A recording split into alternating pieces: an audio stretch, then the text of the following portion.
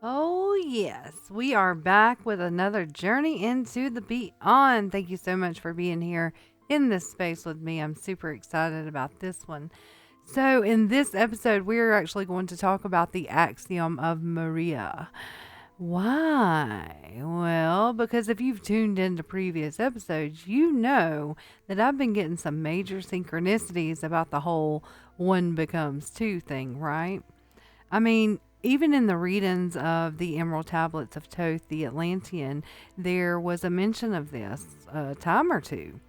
And, well, the synchronicities have continued to pour in, and I feel like it may be a message of something I need to know or be reminded about, or I don't know, even something for you guys. This is kind of that sweet spot where the journeys into the beyond begin to kind of connect. It's like puzzle pieces. Oh, I'm fitting another piece in right here. So, yeah, join me in this journey and let's talk about the wonders of Maria and this famous axiom of hers. Now, I'll go ahead and tell you what the axiom says, and then I kind of wanted to dive into who Maria is, anyways, or was.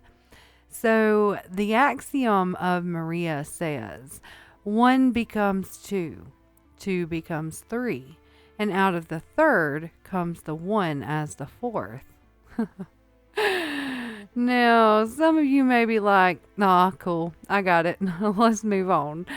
But, there's this sensation within me that says, oh, but hold up, there's so much more to this. So that's why I want to take this journey. I want to find out.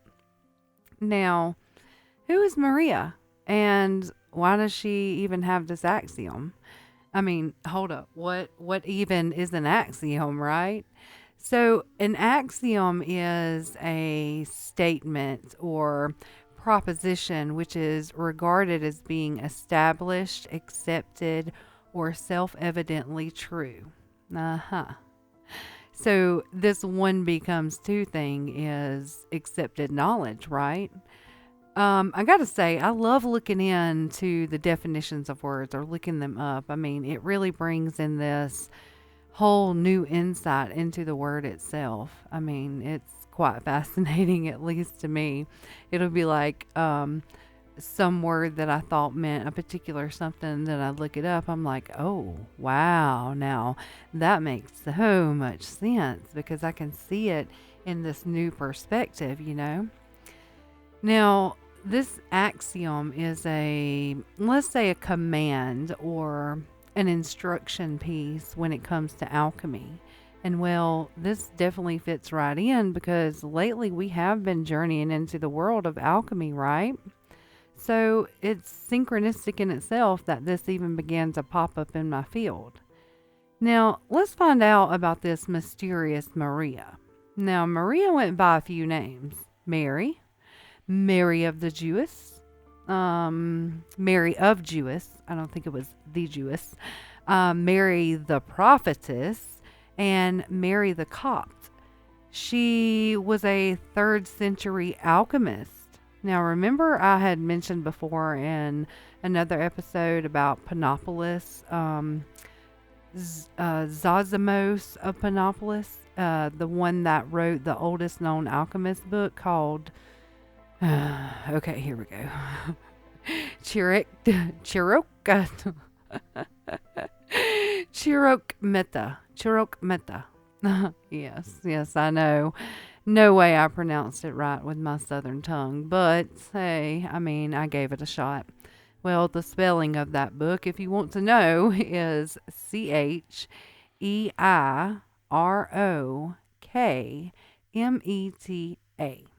Cheirokmeta. Chirokmeta.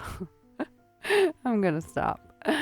Well, Zosimos, the author of this book, says that Maria lived between the 1st and 3rd century AD.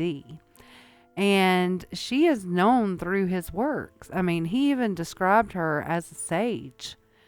Maria was actually credited for several inventions for alchemy and was considered by many the first true alchemist. Go Maria. Uh-huh. Now, remember we were talking about those scrolls, the Ripley scrolls that had the flask in this alchemical bath? Well, that bath can also be called Mary's bath. See, she is credited with the invention of the bain marie, which is essentially a double boiler. And then we have the kerotakis,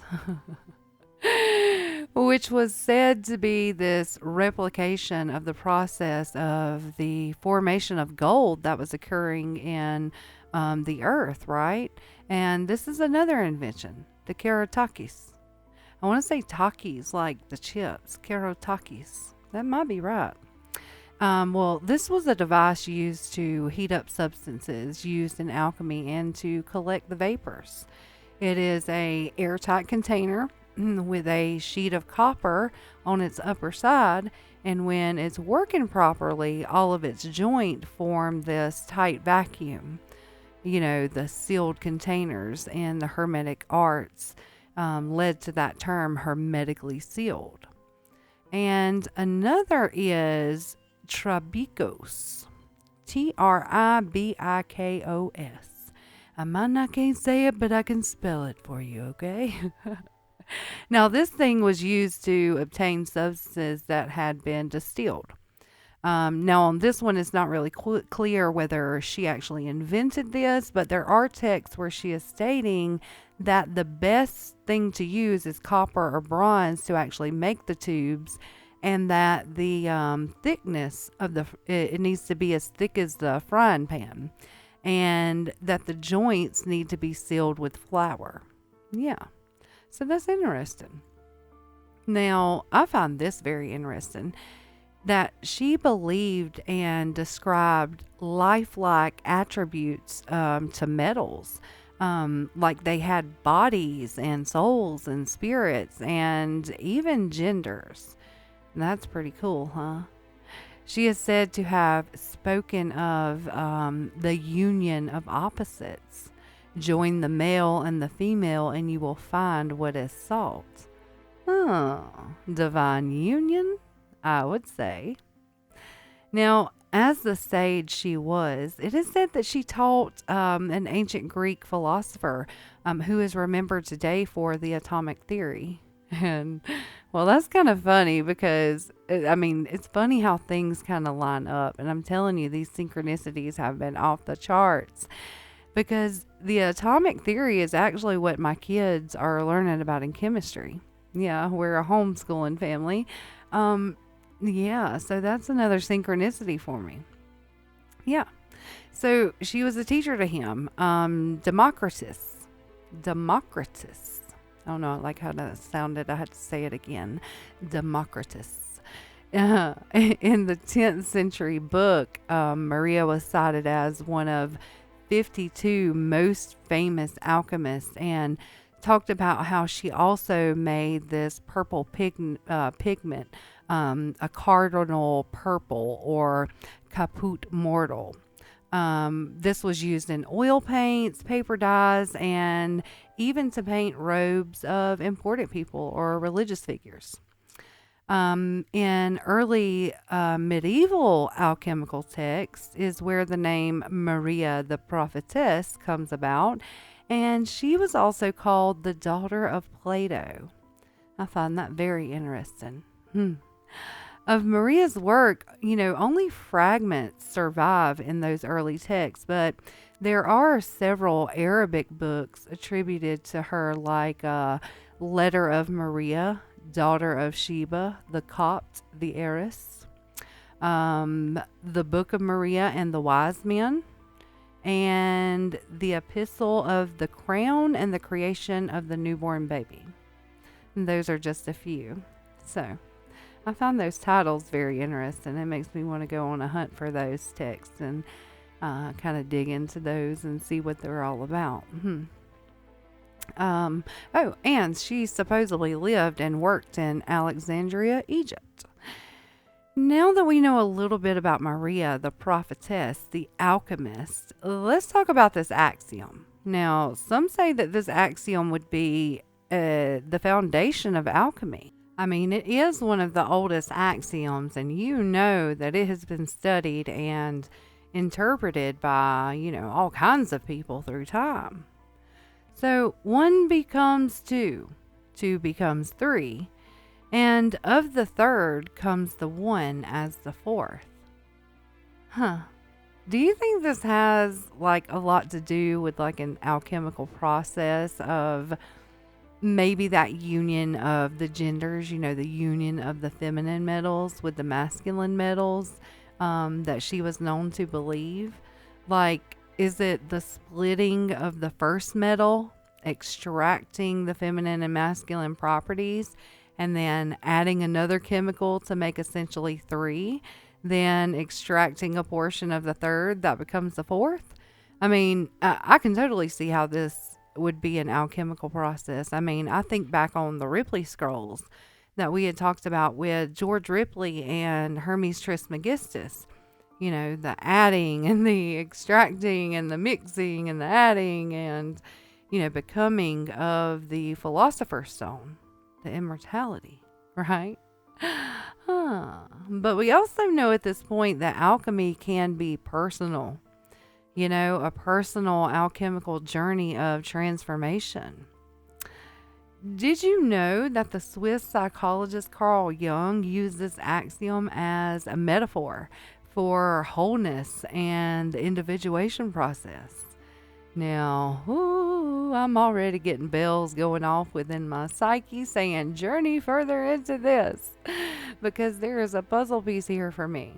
Now, of course, I love me some Jungian psychology. All of the dream analysis and metaphors, the symbolism behind everything. The beautiful, beautiful journey of transformation. This alchemizing the self. Yep, that journey. The dark to light, as my motto for Journey Into It is. Now, Carl Jung's individuation process, not to get completely, distracted and sidetracked and on a totally different subject, but, I've been intrigued by this process. And I can see how he would use this axiom of Maria as a metaphor for that process. I mean, there's like this undercurrent to it that says essentially everything needs to be broken down and recombined to have that wholeness. Now, how in the world can we apply it to our lives and maybe better understand what Carl Jung meant by it's a metaphor for the individuation process? Oh, and by the way, the individuation is basically the process of an individual becoming whole. It's the realization of self, a union of all of you, the conscious mind and the unconscious mind. And I too feel the feminine and the masculine, like this super balance within of those two energies. Not specifically gender, but the energy of feminine and masculine. I feel like Maria was on to something with that, like not only in the chemistry side of alchemy, turning, those metals into gold, but also seeing the gold within you. Bringing about this balance and transformation within you. So, let's kind of break this down in like the metaphorical sense for that personal alchemy. The one. It begins with the one, and that's you.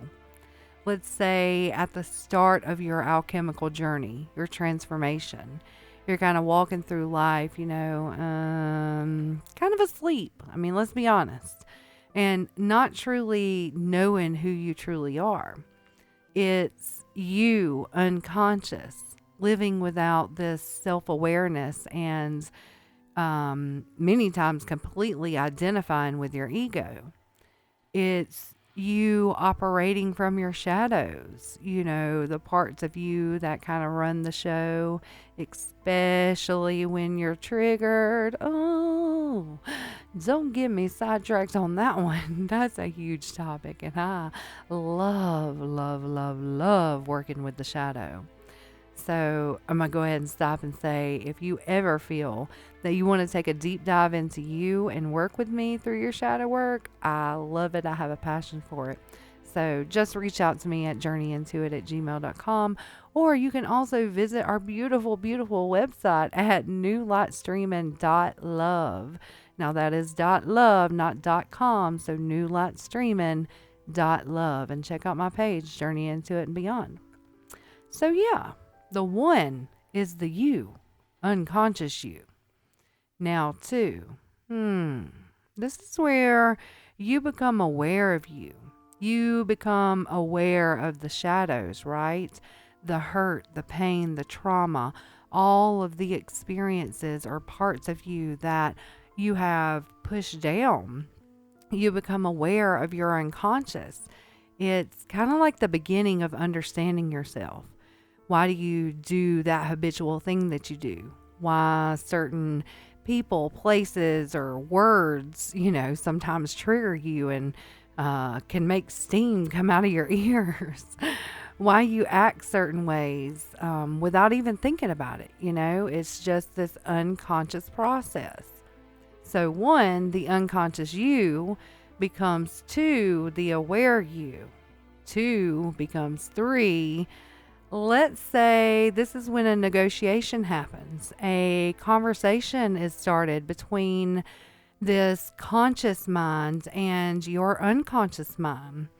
You start to begin to see why it is that you do what you do, or feel that you feel, or carry around all that you do. And it's kind of this space where you start to get comfortable with the uncomfortable. You begin to be vulnerable with yourself and honest with yourself.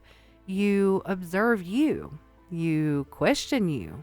You journey into the beyond of you. And this is the three that came from the second. So one, the unconscious you, becomes two, the aware you. Two becomes three, the healing you. Oh, and now the tricky part. The one that comes out of the third, right? And that is the one of the fourth. This is the one that you can be. The real you. The person that sees themselves. The person that strives for their highest potential. The fourth is this new union that has been transformed by your level of awareness. Now, is this the end of the alchemical quest? This alchemical journey with the Axiom of Maria? No, absolutely not. You can do this process again and again. And each time you transform into this new one as the fourth that has a higher and higher awareness. Out of that one becomes two, and two becomes three. And guess what? One out of the third becomes the new fourth. Beautiful, beautiful transformation.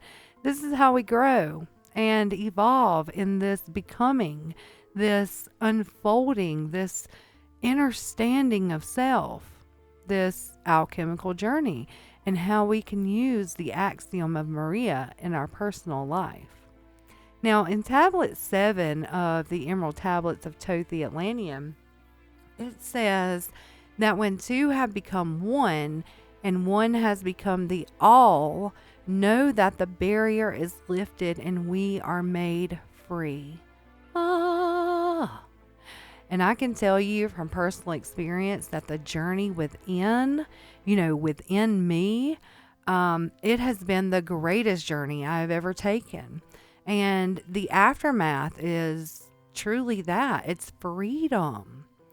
And, sitting here now, I kind of feel like these synchronicities have come in and aligned to me as this great reminder that the journey itself is not over.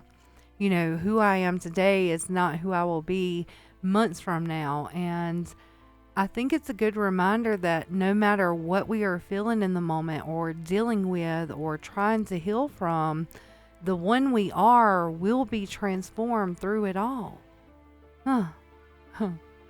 So, on that note, I'm going to leave you with that and ask you, how will you use this famous axiom of Maria.